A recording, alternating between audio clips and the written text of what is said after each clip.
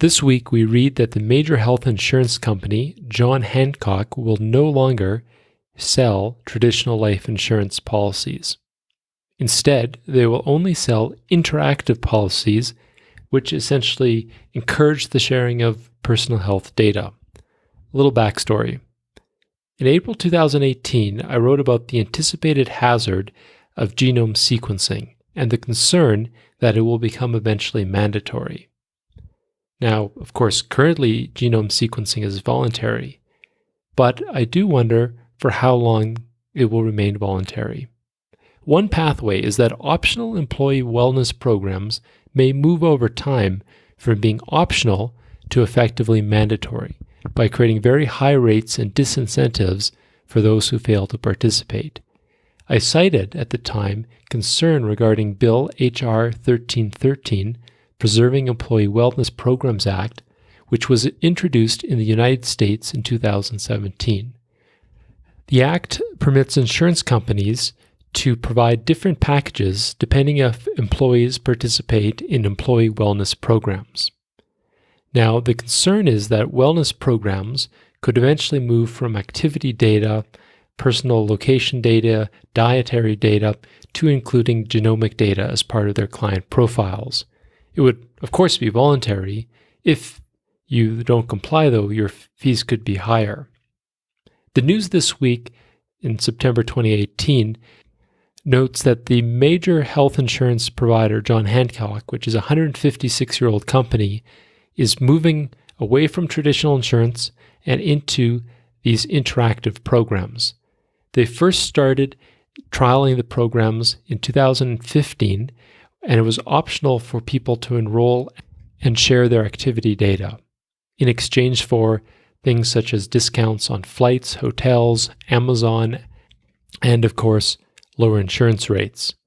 The program accepts data from both Fitbit or Apple Watch, which the program is willing to provide to customers at a steep discount. The purpose of the program sounds very good. It's to help encourage healthy living, and at face value, this makes sense. But the concern is that now these programs are essentially becoming almost mandatory. Vox notes that the Vitality program sounds a bit like a mashup of store loyalty points and the Hunger Games. John Hancock says that those in their Vitality program do live significantly longer than people not in it, which of course raises the concern that such programs will create adverse user selection and greatly influence the risk pools. I'm not against innovation in the insurance industry, and I do think that there is a lot we can do to help promote and nudge people towards healthier and more active lifestyles. The question to address is how our actions today will lead to unanticipated consequences in the future. It is too easy to exchange privacy for cash. Companies currently, and will continue to, take advantage of this. Actually, a year ago, I was talking with a founder about potential startups precisely in this area of rewarding employees for health with reduced insurance rates.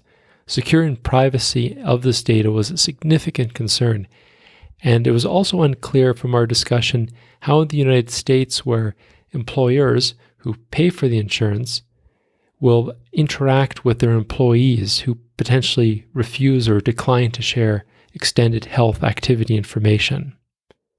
I see, unfortunately, a dramatic splitting of the risk pool between those who are able to exercise and be active and benefit from low insurance plans and those who, by choice or circumstances or underlying medical condition, are unable to do so, and as a result have high insurance plans. Ultimately, this moves to a very unbalanced risk pool. A little bit about Vitality. They're based out of South Africa, and they're the largest wellness program in the world with over 2 million South Africans and 17 million members worldwide.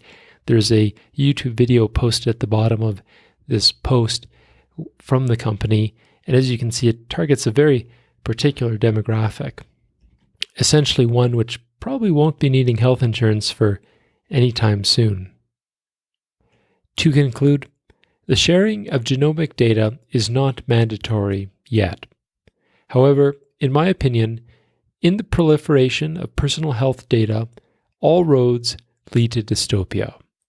We do see a slow, continuous process of expanding what is considered normal in the sharing of personal data, and with the ability to provide financial incentives for sharing more data, as we see with the expansion of the John Hancock Vitality Insurance programs, the end road is unfortunately in sight.